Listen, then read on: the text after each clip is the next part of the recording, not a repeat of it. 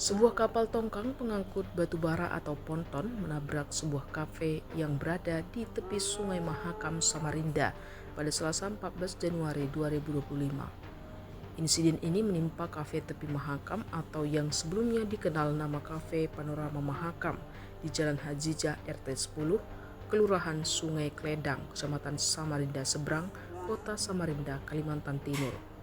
Sementara kapal tongkang batubara tersebut bernama Marine Power dengan nomor MHKL 205 dengan arah hulu ke hilir yang saat itu tidak berisi muatan.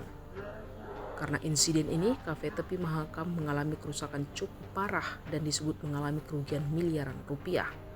Video detik-detik kejadian kapal tongkang pengangkut batubara menabrak kafe tersebut juga viral di sosial media. Salah satu warga bernama Andri, berusia 40 tahun yang merupakan saksi mata, mengungkap bahwa insiden ini terjadi sekitar pukul 14.00 waktu Indonesia Tengah.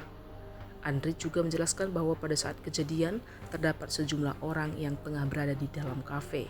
Bahkan ada beberapa pengunjung yang tengah menikmati makanan dan minuman dalam kafe tersebut.